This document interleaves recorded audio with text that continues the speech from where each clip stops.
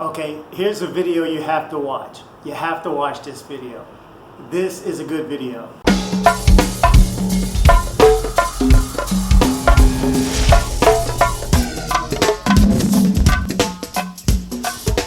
Okay, like I said, here's a video you need to watch.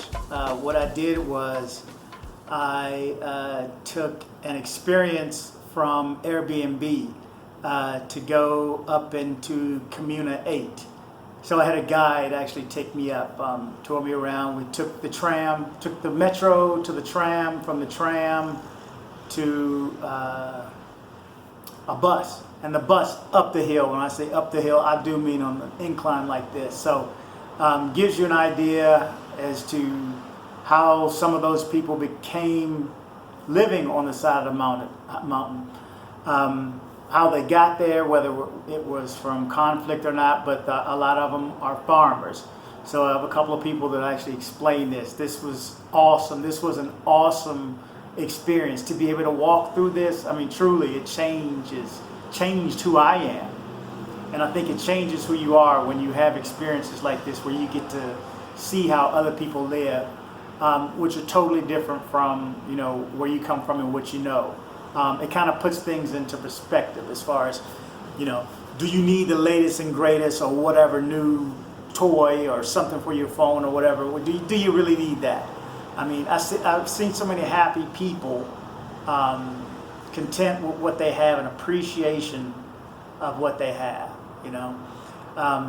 Anyway, this was a good video. I can't wait to share. It's a little shaky at times. Go figure, I bought a gimbal, which I'm using right now. And of course I didn't pull it out of my bag. So some of the videos. Okay, today I am going to meet a guide who's, I guess, going to take me through a couple of farms, through a couple of neighborhoods, maybe stop, grab something to eat, just learn a bit more from that side, from the farm side. Anyway, I'm on my way. So today we're going to do an experience around Medellin, especially in the city center area where we are right now. But we're going to head east right now with the tramway. And it will give us, depending on where we're going today, it will give us a perspective on the farmer's eyes. So we're going to see the places that are fundamental for them when they came to the city. And the perspective of the city changes absolutely when we see these places and we talk to them, as we're going to do it up in the neighborhood. Okay, and what's your name? My name is Andres Robledo. And the name of your company? Main name of my company is Nomad. Nomad. Yeah. Gotcha. Okay. Yeah, that's it. Cool. Thanks. No worries. Find around here. This one is called Chiva. This is a truck, but it's not a normal truck. It's actually kind of like a bus truck. So it's basically a bus that can go on dirt roads, very hard roads, and it's basically the transport for people around villages where they can just hop on with the products they want to take. I even once saw at a town one with the benches taken off and a special space for taking a cow or a horse in the same truck. So they're big. They're big. They still exist, you said? They still exist. In many towns, it's just the only way of public transport because the roads are very hard. A normal bus couldn't go up. So this is the farmers. This mural represents the evolution of basically the jobs of Medellin. On this side, we have a look. It's called a silletero. Silletero. That means someone carrying a chair on his back. You see, he has some straps here. It's just to hold the chair. In the past, that chair was used to take someone there. So it was actually a way of transport. A farmer, really tough farmer, would take you up sitting on his back, and he would take you places. Really? For a price. I'm talking about 19th century. Okay? A good price out. Now they still use them, but they use them to carry flowers. This is now basically the whole topic of the Festival of Flowers, which is the party of the city every year in August. I'm gonna miss it. Well, Yeah. well, I don't know. Probably not. They'll be doing a parade, around 300 of them, walking from the mountain down to the city, carrying flowers with special designs. So it's not randomly flowers put there, but they can have designs. They can have, saying something in the. It's beautiful. Oh man, and yeah, I need to check that date again. And this one is just the evolution from the rural, let's say, the rural kind of jobs to the more industrial, and more, let's say, advanced kind of technology. I'm talking about 1930s, 1940s, the start of the boom of the textile industry in Medellin. That's it. So it's just the evolution from being very agricultural to something more industrialized, but all the time with flowers and animals around. I didn't realize it's going up the whole wall, all the way to where we started. Yeah. The whole wall is all. The idea is to see some of the fruits that we get here in Medellin, but also fruits that are coming from all around the country, and can be a bit exotic depending on where you're coming. So the idea is that we're going to try a few, give it a try, see what you think of it. Also, if you see something that calls your attention and say, well, I want to try it, go for it. We'll start by, let's get some.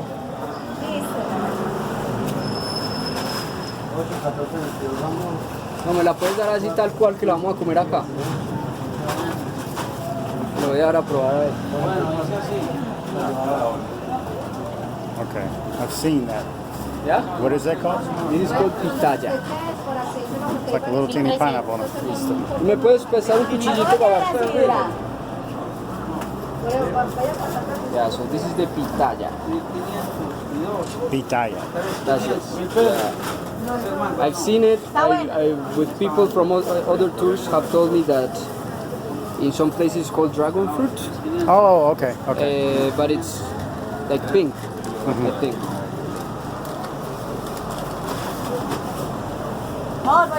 Be careful. Is there a seed in the middle? Many, but little that you can eat. Oh, okay. Ah, okay. Yeah. I've seen it before. I can't say I've tried it. We'll just take this off.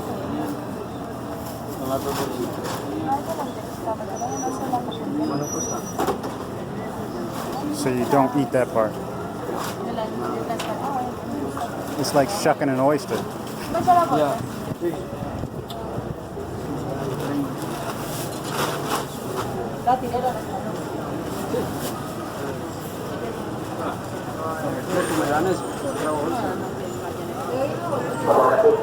I'll try it. Yeah. Pitaya. Pitaya.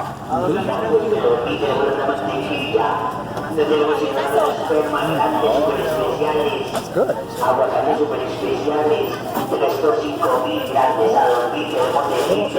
I'm trying to describe.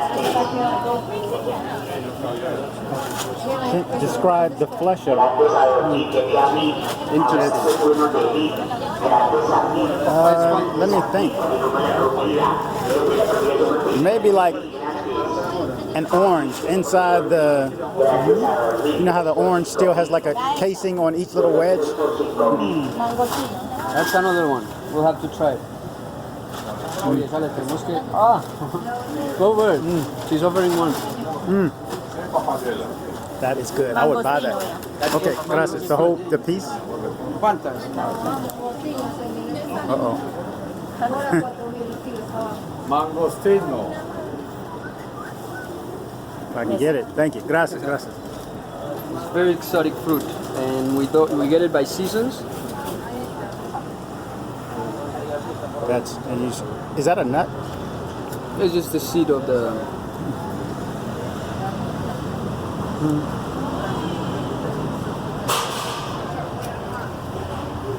Good. Almost like that. Similar? Close to that, yeah. Except the nuts, and the nut takes up most of it. Yeah. And can you get the stuff off the nut? That's it. You finish soaking it and that's it. Gracias, coach. Yeah, I would buy this. I'm going to go back and buy some of these, like I did those. I got those small ones with Parque RV. Oh yeah? That is good.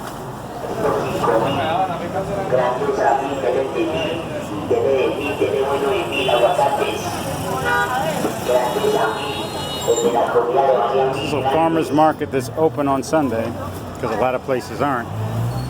So I guess they get all the business, or more of the business. You seen this little mango? No. Wanna try it? Yeah? Fruit? Yeah, this is just a mango. Mini mango. Oh, okay. Uh-huh. Does it taste like a mango? Yeah. It's just different to what you normally have because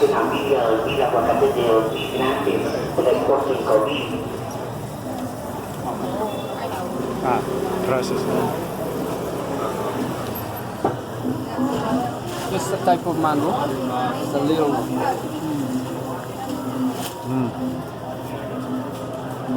It's good. It is different. It's like a, I don't know. It's firmer. Very sweet.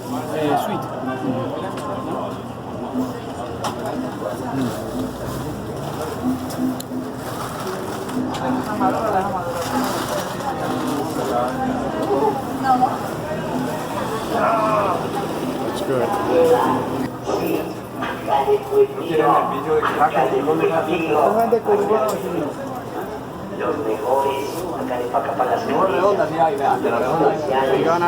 You wanna get to the very pink. Oh, so you don't eat the first one? This one's quite hard on the outside. Better to try the. It's like a cucumber. Looks like. Only pink.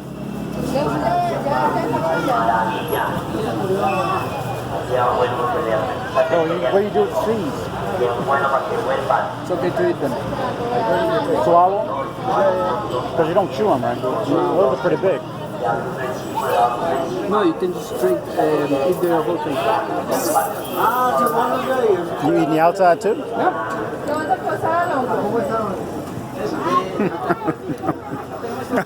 I want to be sure before I start eating outside of it. I don't know. I'm not a real fan of this one. No? Maybe it's the rind. I mean, I don't know.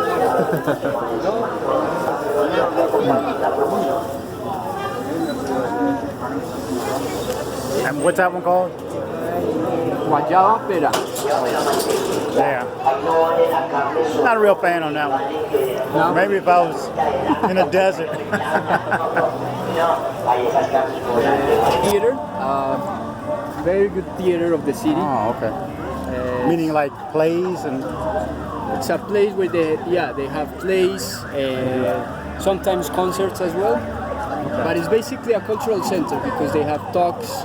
Outside they have also. We're walking around La Playa, like the beach. That's the name of the avenue because.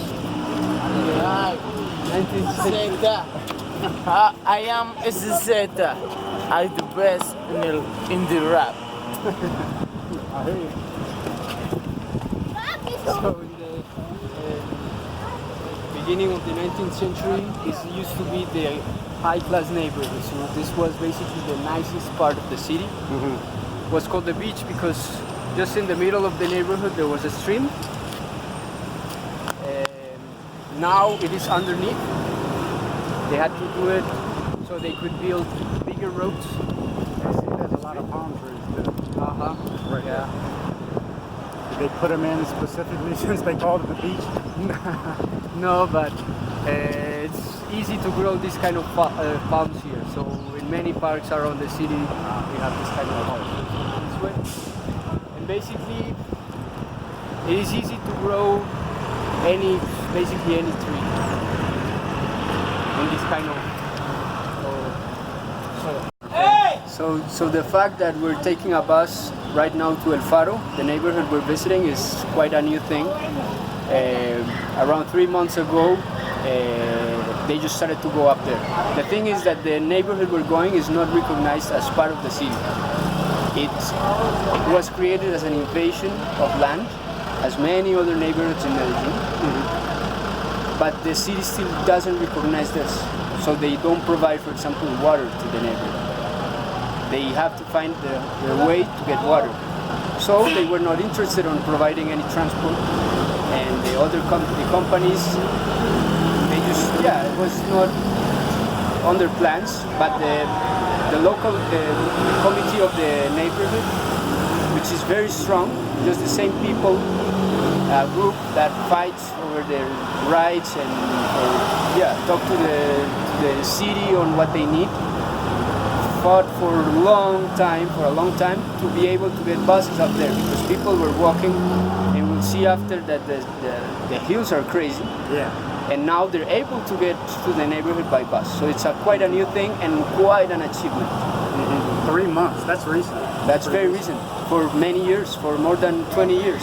And this is a pretty modern bus too, if it's this kind of bus. Yeah, this is the kind of bus we'll be taking. This one is actually going to the neighborhood just next to the one we're going. Llanadas. Okay. Here for about 3 years and make part of some work groups here in Faro. Belong to this project that is called Arrieros. It's communitary tourism. We intend to show the tourists how this neighborhood have developed by self-management. They have built the neighborhood. All the needs that they have been solved by communitary work. So this is a neighborhood that was created by people displaced about 20 years ago. Most of them, about 80% of them, they came from the country. And the other 20% are people that have been coming from other places of the country. We are here in the limit of the city. Through this point, beyond there, it's Medellin. Okay, it's the urban border. From here, These buildings right here? yeah. No, this path. Oh, this path right here. This path Okay. right here. And it's the rural area. From this point going up, right? This is the centrality of the barrio. It's a symbol of the development of the neighborhood and how the people have been working with the project they need. So, for example, a communitary aqueduct, all the paths, this field, this soccer field. Now that the buses just recent have came here. This has been used as park, Yeah, just like A bus stop. yeah. bus stop. So Yes. they can just turn. So build another soccer field going up. We're going to see where it's going to be built this year. Oh. And if you see that, you can see that.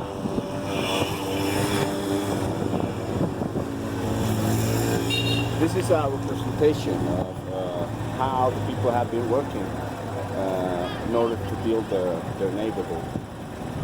You see there are some symbols of the kind of people that have been coming here during all these years. And there is the slogan of the barrio, dignity and resistance.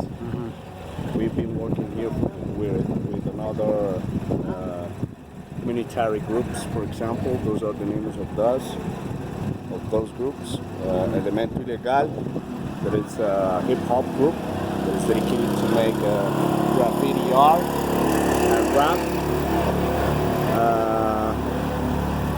communitary committee, a group of work that is called the Faro.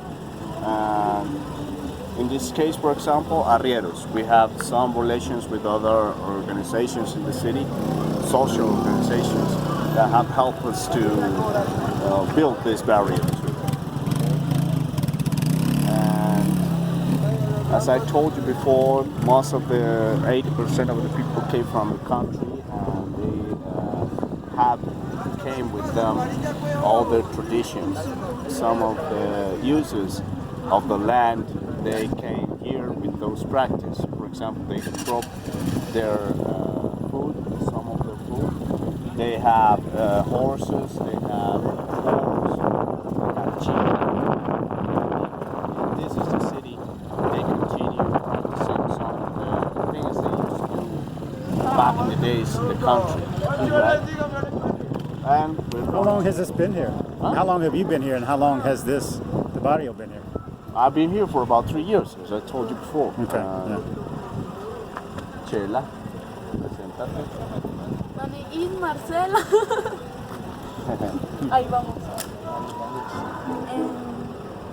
Preséntese. Yo soy una habitante del barrio.